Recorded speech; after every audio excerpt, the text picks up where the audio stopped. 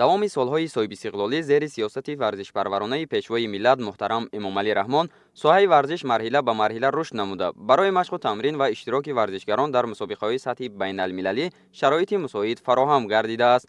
маҳз натиҷаи чунин дастгириву ғамхориҳо мебошад ки варзишгарони тоҷик дар арсаи ҷаҳонӣ ба дастовардҳои назаррас ноил шуда истоданд. яке аз ин дастовардҳои ифтихорофарин дар оғози соли 2026 баромади муваффақонаи паралимпичиёни ҷумҳурии тоҷикистон дар ҷоми ҷаҳон оид ба арм рестлинг ва пара арм рестлинг мебошад. варзишгарони тоҷик дар ин мусобиқаи бонуфуз ки аз 3 январ то 4 феврали соли равон дар шаҳри Тошканти ҷумҳурии Узбекистон баргузор гардид, бо ба даст овардани 22 медал миёни варзишгарони 25 давлати иштирокчӣ мақоми дуюмро соҳиб шуданд.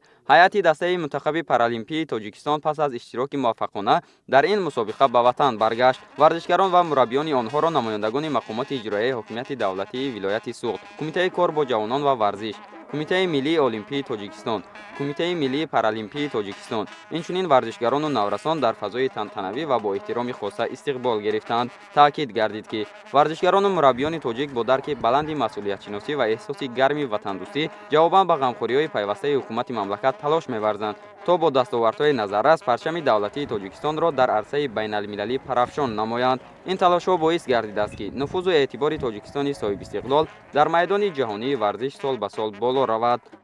ғамхорӣ ва дастгирии ҷаноби олии асосгузори сулҳу ваҳдат ки моро ҳама вақт дастгирӣ мекунанд, дасти ёрӣ дароз мекунанд ва ҳар боре ки ҷаноби олӣ дар суханронишон мегӯянд ва варзишгарони маъюбе ки дар арсаи байналмилалӣ баромад мекунедтон ҳама вақт дар ёдатон бошад ки ман паҳлӯи шумо ҳастам.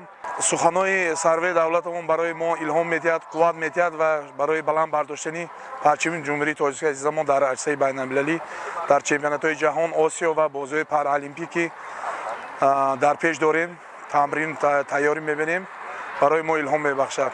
қобили зикр аст ки ин чорабинии сатҳи ҷаҳонӣ беш аз 300 варзишгари дорои имконияти маҳдудро аз 25 кишвари ҷаҳон муттаҳид намуда ба саҳнаи намоёни қудрат, ирода ва маҳорати иштирокчиён табдил ёфт. чемпионат тамоми гурӯҳҳои синни солиро фаро гирифта барои рақобати шаффоф ва одилона заминаи мусоид фароҳам овард. ҳайати паралимпии тоҷикистон аз 16 варзишгар ва 2 мураббӣ иборат буда дар маҷмӯъ 22 медал, аз ҷумла 4 медали тилло, 8 медали нуқра ва 11 медали биринҷӣ ба даст оварданд. аз ҷумла варзишгарони шинохтаи кишвар Акмал Қодиров аз вилояти Суғд соҳиби 2 медали тилло, Фирӯз Шамсиддинов аз вилояти Мухтори Кӯҳистони Бадахшон соҳиби 1 медали тилло ва Зиёдулло Баротов аз вилояти Хатлон соҳиби 1 медали тилло шуданд.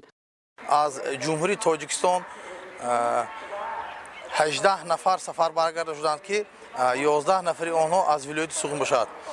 дастовардҳо хеле натиҷабахш шуда дар сатҳи баланд мусобиқот.